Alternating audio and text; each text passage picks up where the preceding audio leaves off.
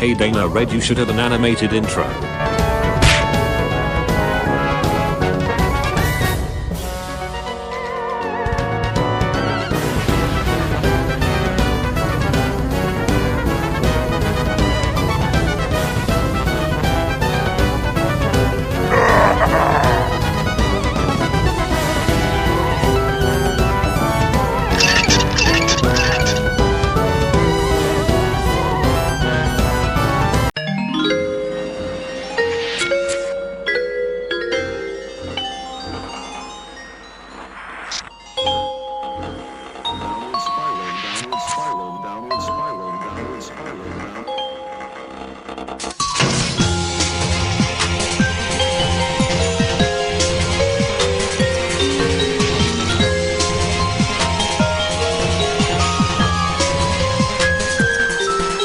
As a reviewer, I strive to explain my thoughts in full, and I make these reviews, like the Eclipse video I made a while back, to give you, the viewer, a full deep dive into what we are working with here. Folks, strap in, as this one is going to be a good one. I am a self-proclaimed Paper Mario fan, and have played almost every single game. I am currently playing through Super Paper Mario, but I have experience in every other Paper Mario game that isn't Super Paper Mario. And just for the sake of this review, just about a month before Origami King came out, I replayed Paper Mario The Thousand Year Door in its entirety, the swan song of the Paper Mario franchise per se. I won't beat around the bush and go over a detailed history of these games, but for the sake of those who are unaware, I will summarize. The first two Paper Mario games are Mario RPGs that are loved for their beloved storytelling, easy to learn, hard to master gameplay, and excellent polish that shakes up the standard Mario formula. Super Paper Mario, the third entry, shook up the formula by becoming more of a side-scroller with RPG elements, though it still retains the lovable characters with the deepest story Mario has ever gone to. Then, in 2012 and 2016, Paper Mario Sticker Star and Paper Mario Color Splash were released to the masses, and people were not happy. Sticker Star sold pretty well, but Color Splash bombed hard. Then, from a random tweet, Nintendo released a trailer for Paper Mario The Origami King on May 14, 2020.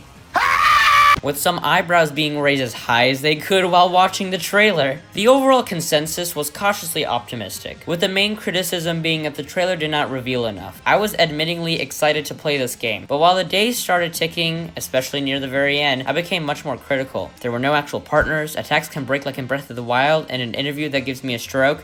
2 interviews that gives me strokes. This is going to be a beefy video, so timestamps are in the description as always. We will be going over 4 topics today: the story, battle system, gameplay, and overlying problems. There will be later areas of the game shown, but no major spoilers, so no important story details or final boss will be shown here. But if you consider showing streamer areas 1 through 5 a spoiler, then I would click off now if I were you.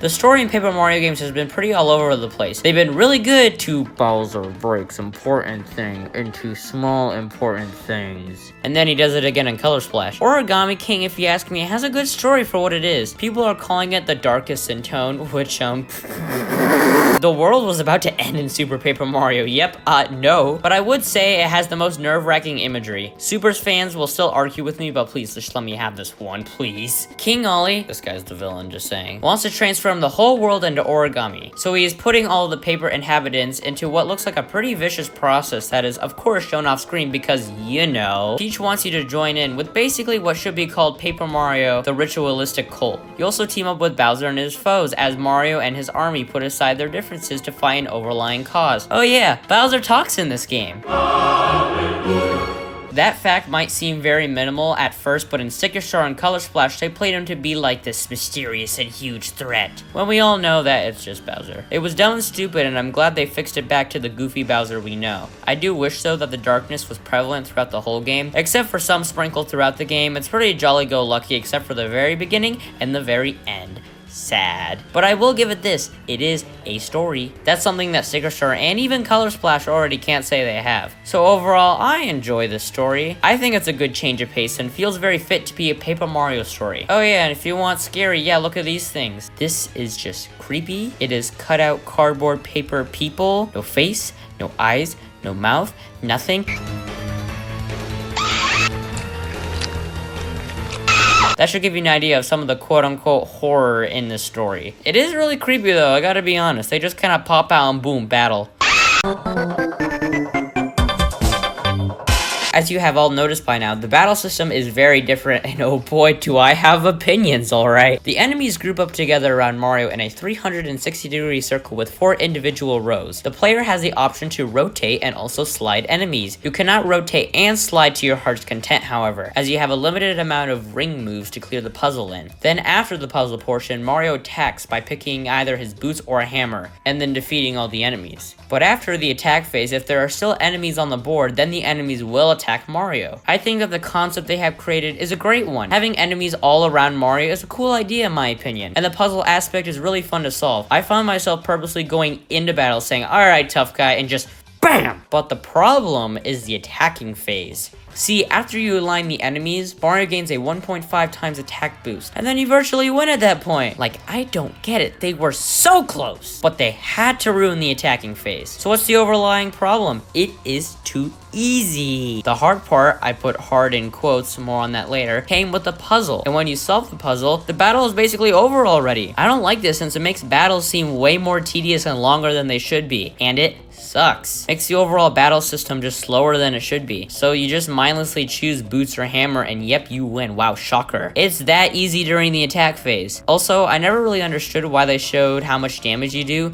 since you cannot see the enemy's health bars, so you wouldn't know how effective your attacks are. That is dumb. Color Splash did not show health bars either, but at least the enemies visually showed their health bars through how much color they had left. Was it annoying and only done to sell the whole color gimmick? Yeah, but it's still better than having no health bars like we have now. And you know what adds on to this? Big numbers! Alright, it's time for another nitpick, but here's a nitpick side note. Just because if it's a nitpick doesn't mean that it doesn't warrant bringing up. If there is a legitimate problem, no matter if it's a nitpick or not, it still constitutes as a problem with the game that could have been avoided, nitpick or not. Alright, side note over. Back to big numbers. I've always been a fan of just smaller numbers in games, and that seems so minuscule, but here's my opinion. It's easier to gauge the value of what attacks you use. Or an easier example is just money, currency, any economy. So like for example, in Paper Mario 64, a health bar of 4 and 8 was drastically different. Here though, in addition to not being able to see health bars, an attack of 12 and 19 seems like a small difference. And it's hard to keep track of how much more effective your attacks actually are. Except for the titling of hammer, shiny hammer, flashy hammer, gold hammer, legendary hammer. Wow, that's too many hammers. I cannot comprehend this many hammers. Please Nintendo, why are you hurting me? Oh yeah, let's talk about the consumable attacks. That's right, consumable, kind of. You see, every game saw Breath of the Wild and the critical and commercial success and said, yes, I would like to commit copyright infringement today, sir. And does consumable attacks remind you of anything?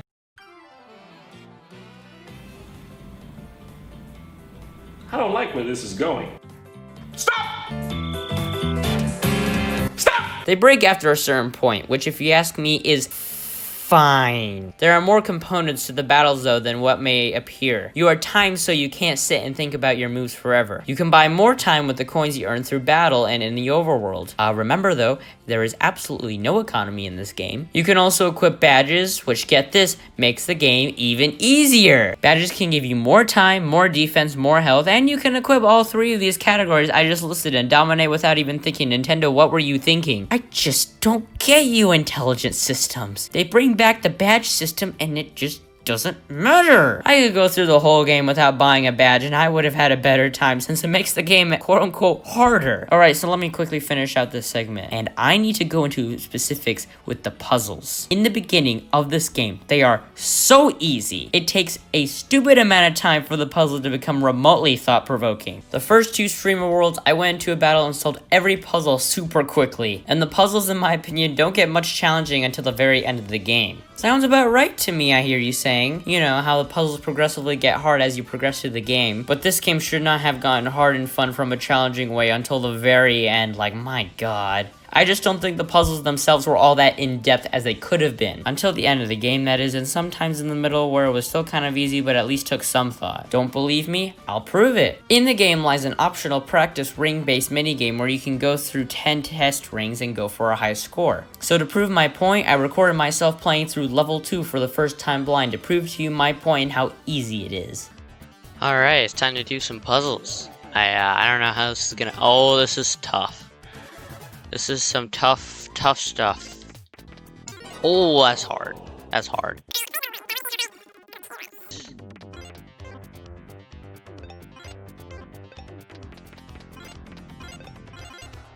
Oh. Alright, we got it. That one was actually tricky. Nothing super difficult. 85 seconds. Is that good? I don't know. Now I want to stress this. I will be the first to admit, logic puzzles like this comes to me quickly. And I just say this because I went to a friend's house and showed him this game, and together we played through all the levels, and he even told me that he does not compute and solve puzzles as quickly as I do. But just because I may be able to solve puzzles relatively quickly does not mean I can't criticize it. And after watching a handful of reviews on this game, I'm not the only person who feels this way. A great lineup only means the enemies are really easy to beat as opposed to just easy to beat. But by and large, there's almost zero strategy to these fights. It doesn't really matter which individual enemies you attack first, it's more about how many you can hit at once.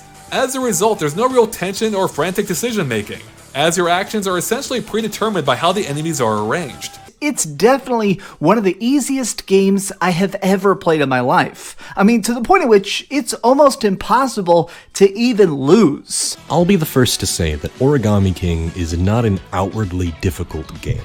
Most of my game overs were from cheeky dialogue choices rather than straight up deaths. A great game should not have to handicap everyone just to appeal to those who are less experienced. Take for instance Super Mario Odyssey. In this critically acclaimed game lies an assist mode feature, which is an optional easy mode for players who need it. The team initially struggled with how to not alienate any younger or new players, but in an interview with the lead producer, it was stated that the team looked at a little game you may or may not heard of. It's called Minecraft, and realized that casuals have been able to pick up the controls of the game quite easily. The team challenged their assumptions about how to make the game accessible to younger players. They were unsure if younger players would need a fixed camera to keep things simple, like in the Galaxy games. This concern was put to rest after they realized young gamers were easily able to grasp the controllable camera in Minecraft. So the team implemented an optional easy mode feature that is always there in the menu settings for those who need it. This feature is a classic example on how to do your research and understand the audience you are trying to market yourself to. Now, why is this important? I bring this up as the battle system in Paper Mario the Origami King already has a built-in mechanic for inexperienced players, like the badges which can increase your defense, or you can just straight up buy time.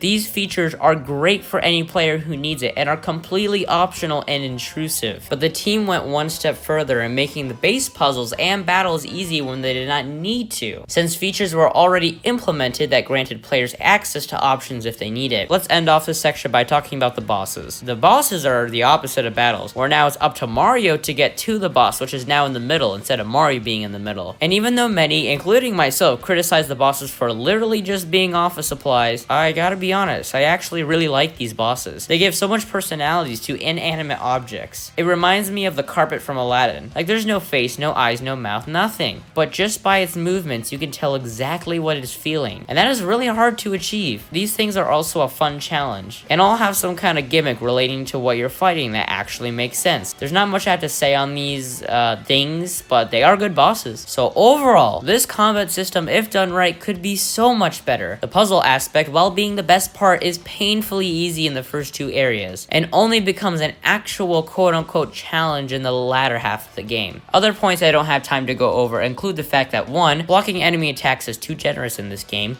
2. The game bombards you with healing items so there's never a threat to dying, and 3. Because I very rarely had the enemies attack me, I could not learn any attack patterns and could not then appreciate or fully remember enemy attacks. And for the main negatives, Mario's attack phase is disappointingly slow, and its consumable attacks remind me of something that I can't say or else I might disintegrate in the light. I'll say it for you, Danerade. Yes, Woodrow Wilson is back. Color splash. No! But I like this system. Is it perfect? God, no. But I found myself very rarely avoiding enemy battles because the puzzle aspect was just fun. Sure, there is no XP, but the fact that I went out of my way to go into battle, unlike Sticker Star, well, that says something.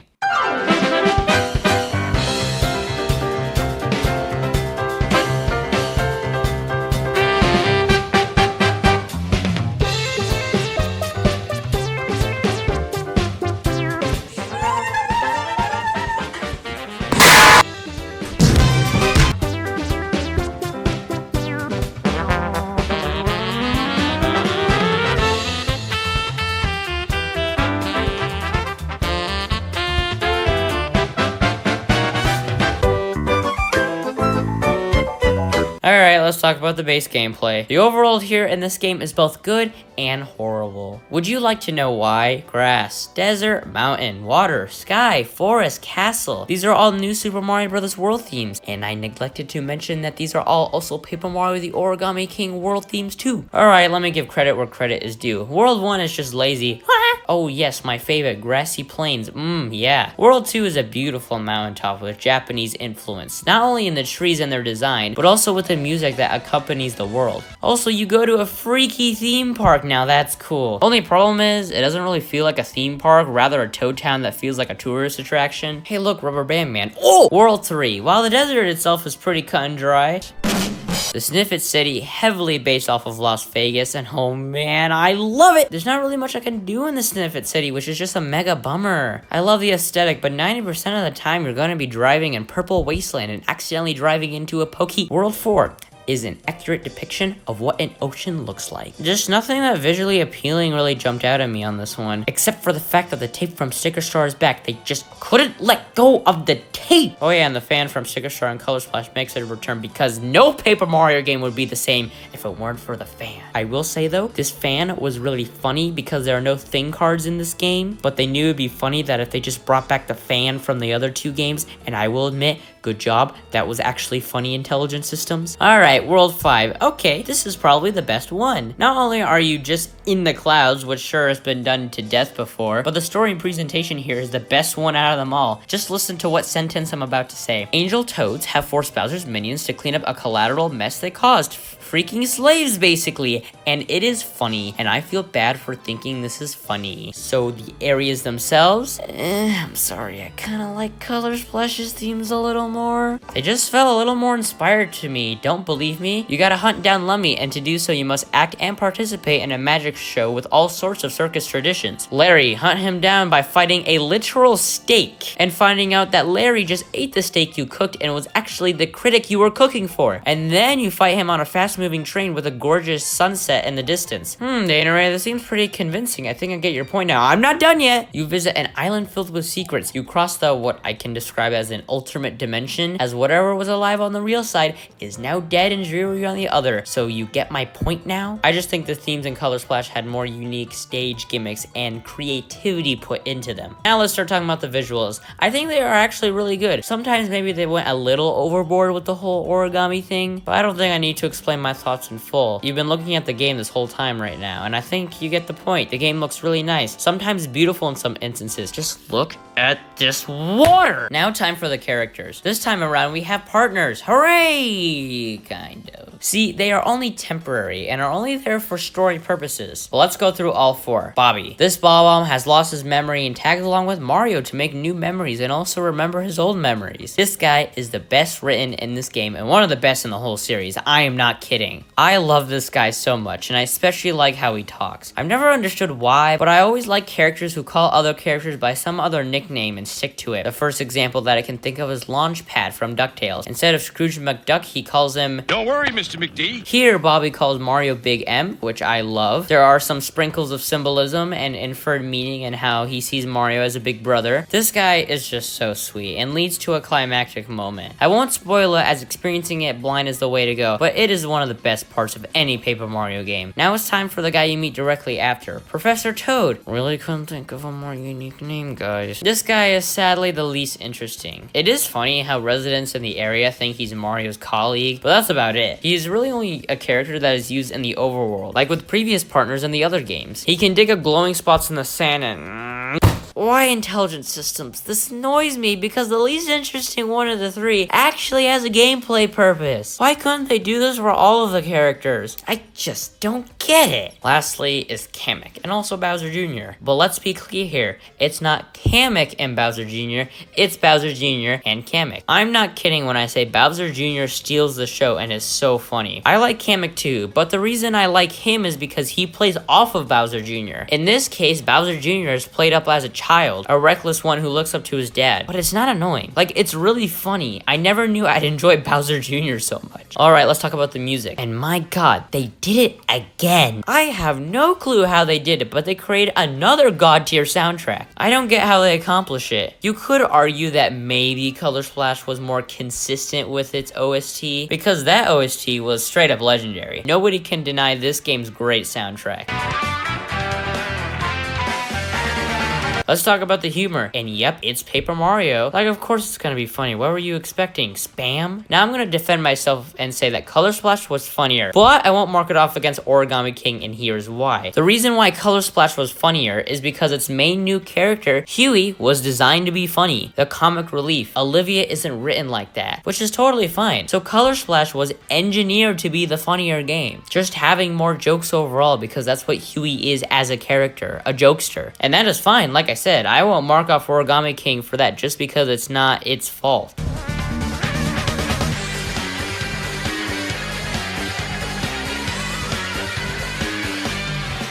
Just like last time, there are a lot of small details I want to go over, but don't warrant a deep discussion. So here's everything else worth mentioning. Number 1, Olivia. I like her a lot. She actually has a story behind her, and I like how they went in a completely different direction with the writing of her character. I still prefer Huey though. This is honestly a super personal taste, since Huey, like me, is a very sarcastic person, which is something I just enjoyed out of the writing in Color Splash, so I still enjoy Olivia. But oh my god, she just does not shut up for the first 2 hours of this game. Olivia has to explain every little thing, and it just breaks the pace so horribly. She literally explains half the first boss to you. That defeats the whole purpose of figuring out and overcoming the boss in the first place. Aside from that gripe, I like her. It's just that in the beginning she brings down the pace. Number 2, there are 2 new overworld gimmicks at play, Confetti and the Thousand-Fold Arms, and here's why I don't like them both. Confetti is the same as Paint and Color Splash, serves the same function, patches up or fixes an obvious spot. You also get rewarded for 100% in an area. And the Thousand-Fold Arms, so Sticker Star has this sticker thing, the peel in and peel off thing, Color Splash had cutting, and Origami King has an arms ripoff as a tool. It's fine, but I don't get why all the games need this terrain morphing tool. I kid you not, it's got the same glow effect with similar music to Sticker Stars and Color Splashes. 3, Paper Luigi. He is actually important in this game. Luigi merely played as cameos in most Paper Mario games. You could read his diary in 64, talk with him in Thousand Year Door. He just straight up got brainwashed in Super Paper Mario. And then in Sticker Star and Color Splash, it was a where's Waldo sort of deal. But Luigi actually has a story purpose and helps Mario on his adventure. This is just so fun, and actually interacting with Paper Luigi, oh yes please. 4, every boss is foreshadowed in some way. Alright, the scissors thing isn't really a foreshadow since I actually see it, but as an actual example, you have the hole puncher, which is foreshadowed through a hole in the sun and these toads. You have colored pencils where the walls are colored with,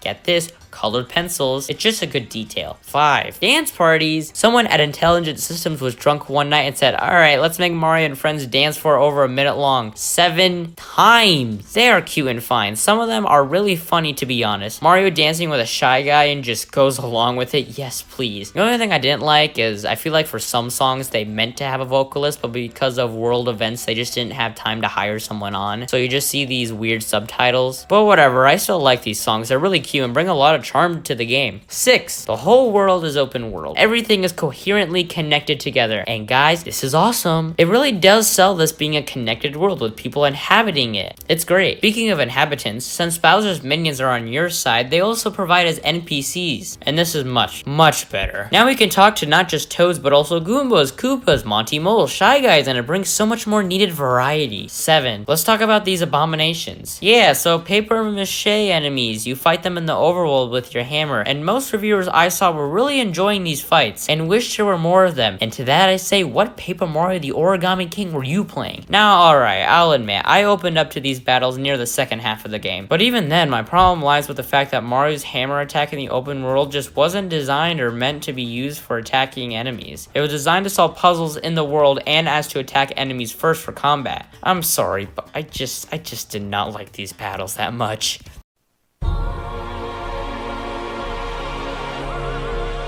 we have talked about a lot in this video. Heck, we are already at 4,000 words, but I must get this out of the way now. I really like Paper Mario the Origami King. Yes, shocker, I know, and I will go over everything in the conclusion part. But like I said, I like Paper Mario the Origami King. However, I absolutely do not like what it stands for. What do I mean by this? Well, the behind the scenes talks are absolutely baffling to me. I have 3 interviews to present to you today, all from Kensuke Taname and Risa Tabata, because last time was a good idea to bring her on for an interview. Our first interview is from Video Game Chronicle, which is probably the most infamous out of the 3 I am about to discuss. I could pull out 10 quotes to dissect, but only 2 stuck out to me. He adds, quote, "However, I do think it's difficult to satisfy certain fans with the adventure game direction if they think of Paper Mario games as simply being RPGs. I hope that everyone will play this game with an open mind." End quote. My problem with this is how Tanabe is basically hoping that Paper Mario fans will just accept this new form that the series has taken, and says please just open up to it, neglecting any criticism thrown his way. To me, I read this, and please, you're going to have to take my word as reading the whole interview would just give you more understanding and context, but this seems to me like he thinks he's one of the big guys, he knows what's best, and the fans just have to deal with it. He's creating the game he wants, not the game that everyone else wants. Mwahaha! And another structural problem I have with this quote is that I don't even think the staff at Intelligent Systems understands who their audience is. See, this game is trying to appeal to both sides and presents a lot of ideas on the table, but this game does so much, it does not do everything so well. Basically, the game is an overall good experience, which is fine, but because they're trying to appeal to everyone, some things just feel disconnected and unnecessary, like showing how much damage you do even though you don't see the enemy's health bar, including RPG elements when in fact they were superfluous and were just added to make it seem like the older games. The game does not know what it wants to be. It's an action-adventure game that tries to cater to the 1,000-year door purists while succeeding and failing in some instances. This series needs to take a stance on what the heck it wants to be, but I digress. This is one of the big lines from the interview, but another line that caught on to me is one that, to my knowledge, no one has really linked or really talked about. So let's continue on. Tanabe: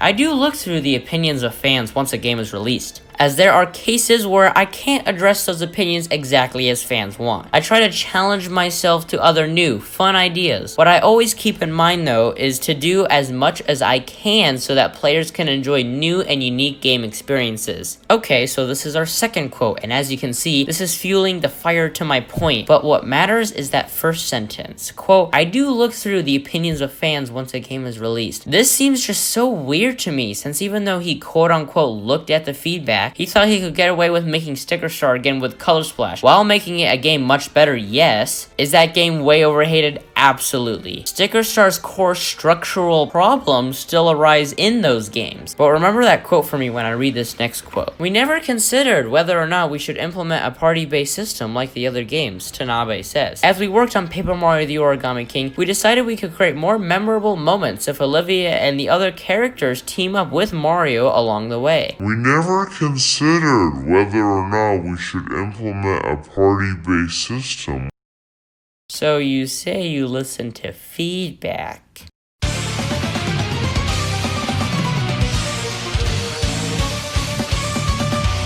Which also means the countless memorable characters of past games have primarily been replaced by generic toads. And while it's still mostly just toads, and they rarely have unique characteristics, and they have names like the Professor and the Pirate Captain, Your one partner. See, that's another thing. Paper Mario used to be known for taking enemies, putting clothes on them, and just like that, that was enough to make them friends with all new unique characteristics. Sticker Star's cast is recycled so much that it gives me a migraine. Oh goody, toads. Again, all the standard enemies, and nothing else. This game severely lacks personality in its character design. I cannot believe just how many toads you talk to in this game that are literally just basic toad designs.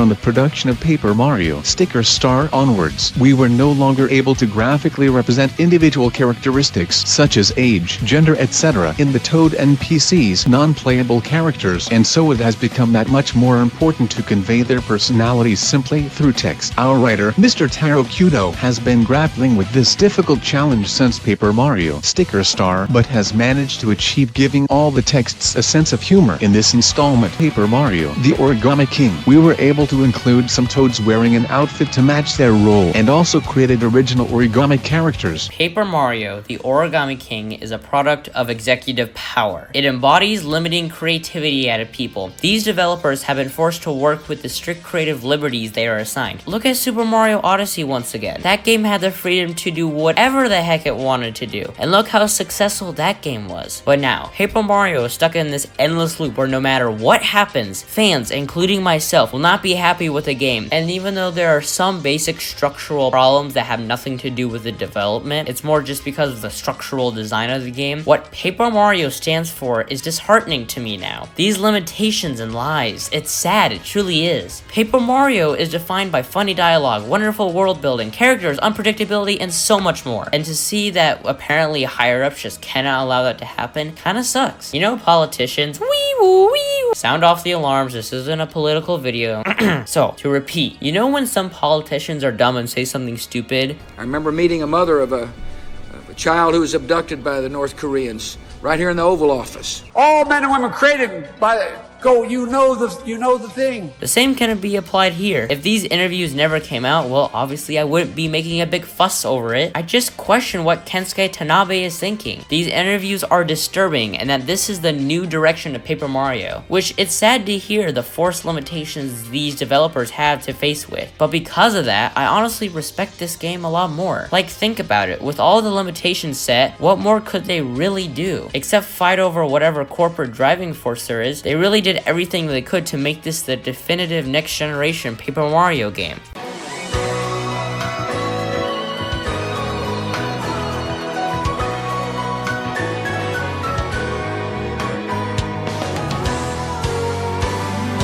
Is Paper Mario the Origami King perfect? Far from it. Some problems lie within its structure and its nature. Others arise from mysterious higher-ups enforcing intelligent systems to change. Look, I'm doing this to defend the staff and its team. Do I defend them completely? No. I mean, I still stand by the fact that Paper Mario Sticker Star is a product from Seiya himself. Paper Mario, the Origami King, tries its best to be a jack of all trades, and even though its highs are really high and its lows are really low, like I didn't even mention the middle of the game from World 3 to halfway through World 4, the game just drags on and on. But getting to those final 3 to 5 hours is something special. Look, this game is no masterpiece by any means. This was and is the hardest script I've ever had to write. It's hard to describe this game as there are so many positives and negatives, so many contradictions, so much of just everything. But at the same time, I had to look at both sides of the spectrum. The game has a fun puzzle-oriented combat system. It's funny, great visuals, an actual story with dark imagery for a Mario game, possible symbolism for enjoying life to the fullest through Bobby and Olivia, and all these connections that I sadly can't get into because of spoilers. An open world to explore, puzzles, dance sequences, scissors, scissors, scissors. Though I still can't defend its lack of neglecting and passing criticism. Kensuke Tanabe and the higher-ups, possibly misleading wording and not pleasant behind-the-scenes nonsense. There's no XP, the battles are really easy. They did not go the full 9 yards with some of the ideas, like with the new partners in the overworld. What it boils down to, though, is how you perceive those positives and negatives, and whether or not you understand and respect the development team and where they have gone with this franchise. I think Tanabe and the higher-ups are disgusting. That is why I brought up his quotes. There is no denying it. But through it all, when I sat down and thought about what I thought of Paper Mario the Origami King, I realized something. And that something was that this game is one thing and one thing only: fun. And even with all my criticism, I still couldn't hide the fact that I enjoyed this game. I hope you learned something today.